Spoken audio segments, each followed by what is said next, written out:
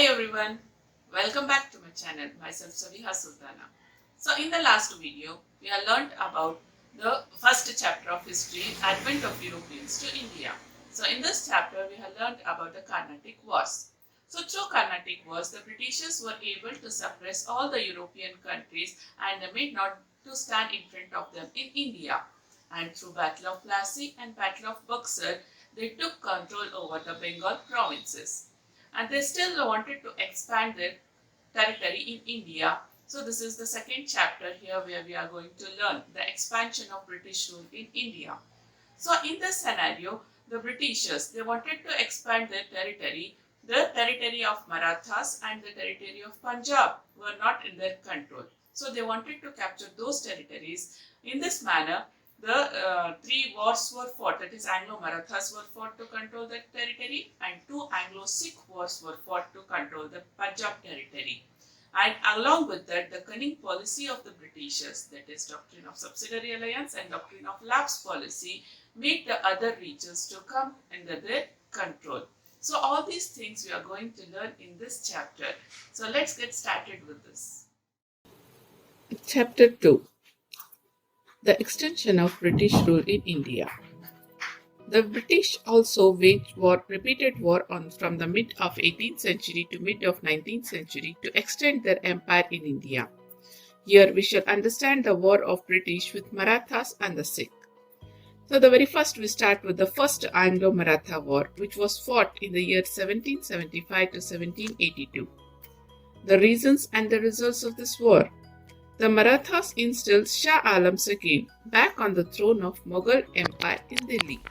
Shah Alam II was under the care of British after the defeat of Buxar. The emperor gave Kora and Allahabad to Marathas, which he had earlier given to the Britishers. This resulted in the enmity between Marathas and the British. During this period, the death of Maratha strongman Madhavrao Peshwa was a major setback to Marathas. Though his brother Narayan Rao came to power, he was murdered by his uncle Raghunath Rao, who is also called as Raghoba. This resulted in the infighting for the Peshwa post. The Maratha Federation brought Madhavrao II, son of Narayan Rao, to the post of Peshwa. Raghoba, upset with this development, approached the British for support. The British thought of exploiting this situation in their favor. A long war was waged from 1775 to 1782 between the Marathas and the British. Initially, though Maratha gained the upper hand in this battle, later they had to lose Allahabad to the British. The Maratha Federation were unable to sustain the war with the British, finally entered with the agreement, that is, Salbai Agreement, and ended the war. Madhavrao II was named as a Peshwa and Raghunath Rao was pensioned off. So during this war, the Warren Hastings was the Governor General of British East India Company. Later, another Governor General arrived, that is Lord Wellesley, in 1798. The expansion of British Empire took place in a large pace after the arrival of Lord Wellesley as the Governor General of India. So by this time, the powerful states of Marathas and Mysore had become very weak and the expansion was very easier. Lord Wellesley followed three policies to expand the British Empire in India.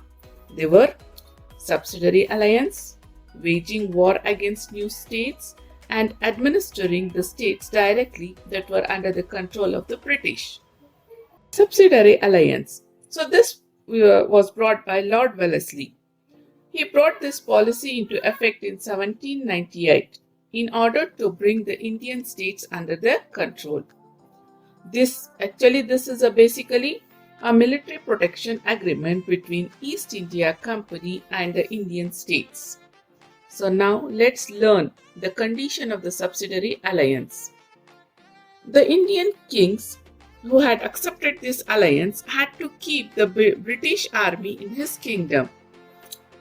The concerned state had to bear the expenses of the army and the wages of soldiers, and also had to give certain revenue lands as well. The king has to have a British resident in his court. The king could not appoint any other Europeans without the permission of the British. In order to enter any agreement or a pact with an Indian king, the permission of Governor General was mandatory. So in return of all these services, the company would offer protection to the state from any internal or external aggressions. So this is a condition of subsidiary alliance. So like this, the British could place Indian state under their control through this policy, and maintenance of army become easy. The Indian states were subjected severe economic exploitation due to this policy. The first state who accepted this agreement is the Hyderabad state. Later, Mysore, Awadh, Tanjore, Marathas and many more states entered this agreement. So later on, after the first Anglo-Maratha war, here comes the second Anglo-Maratha war. Second Anglo-Maratha war was fought in 1803 to 1805. The difference among the Marathas chieftains was the reasons for this war.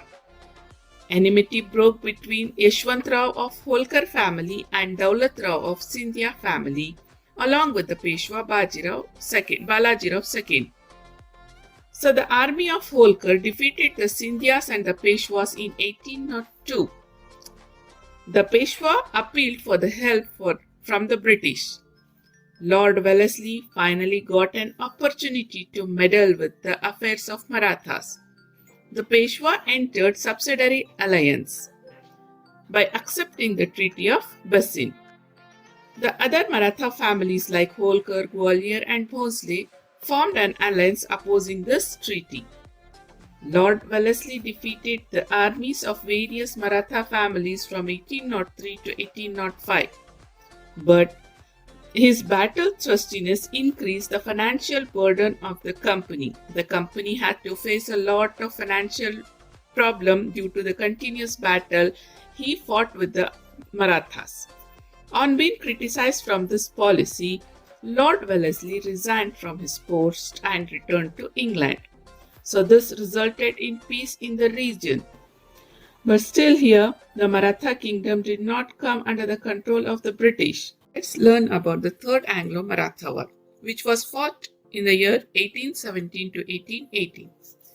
The Maratha families tried their best to protect their independence and honor.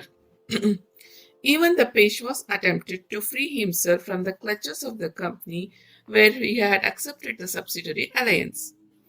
The Peshwa attacked the British resident in Pune and burnt it down. Appa Sahib of Nargond and Malhar Rao Holkar rebelled against the British and were suppressed ruthlessly.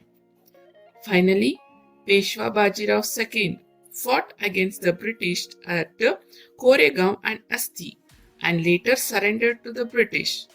The British abolished the Peshwa post and granted a pension to Bajirao II. They installed Pratap Simha, the descendant of Shivaji, as the ruler of Satara, an extremely small state, and named him as the traditional leader of a Maratha and suppressed the Maratha resistance. So like this, the Maratha kingdom came under the control of a British East India Company. So the consolidation of the British power from 1818 to 1857, the British completed their agenda of ruling the entire India. They occupied major states like Sindh, Awadh and many other small states. So this completes the part of Anglo-Maratha War. So now let's move on to the Anglo Sikh War. So before going to the Anglo Sikh War, so first we'll know about the Ranjith Singh, the ruler of the Punjab provinces. Ranjith Singh.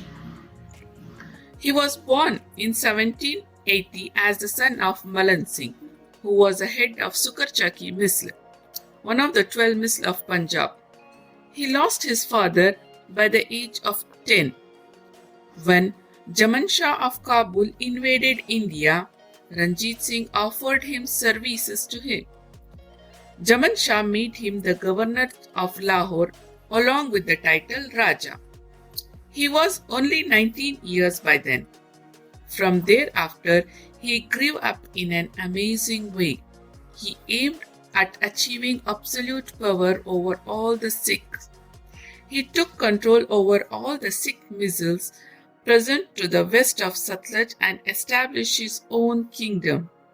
He entered continuous agreement with the Britishers in 1809 at Amritsar to keep the Britishers away from his state. He organized his army on the lines of European armies. His army included Gurkhas, Biharis, Pathans and even Muslims apart from the Sikhs. He founded a workshop at Lahore to manufacture the cannons. The army of Ranjith Singh was the best among all the Indian rulers of the time. Even he was secular, intemperate and supported both Hindus and Muslim spiritual leaders. People of all religion held high offices in his regime.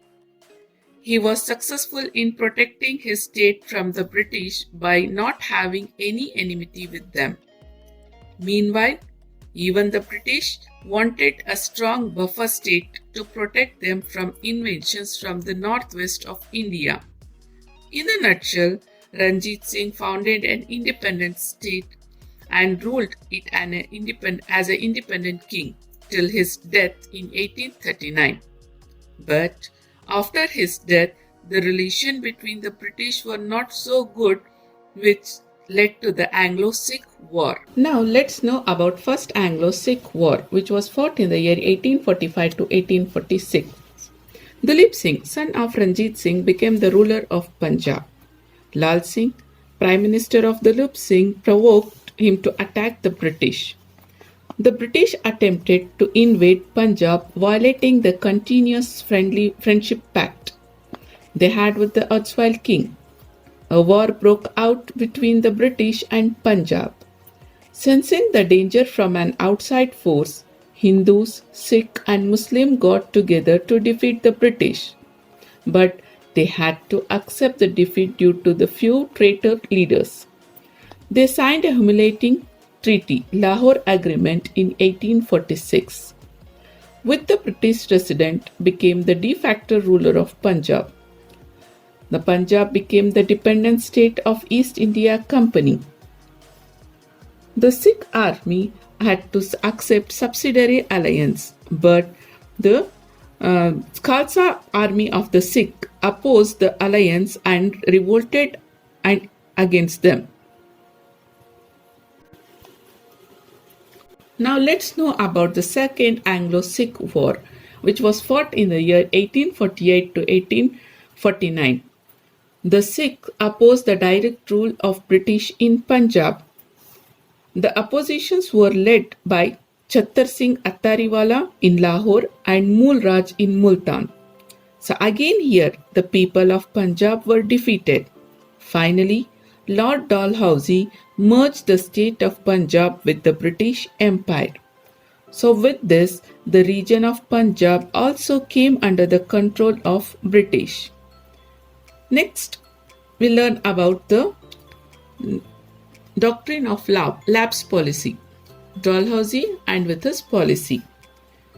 Dalhousie, who arrived as the Governor General of India in 1848, made an attempt to integrate Indian princely state with the British Empire. He adopted doctrine of lapse policy, whereby the adopted children of Indian kings were refused of their rights to throne. According to this policy, if any Indian ruler dies without children, their adopted children had no legal rights over the throne, and such states gets merged with the British Empire. So in this manner, the princely states like Satara, Nagpur, Sambalpur, Udaipur, Jhansi and Jaipur came under this policy. As a Governor General, he knew the condition of these states, so he used this policy as a political weapon. With the severe implementation of this policy, not only the princely families, even ordinary people who sympathetic to these kings rebelled against the company. Their love for their kings and the sense of loyalty fueled the rebellion further. This finally resulted in Sepoy Mutiny of 1857. So here, the British were able to occupy most of the part of our country, but still some places were left unoccupied, majorly like the Mysore province, that we will learn in the next video. Hope you all understood this chapter. To know more about the British rule in India, stay tuned and keep learning. Thanks for watching. Stay home, stay safe.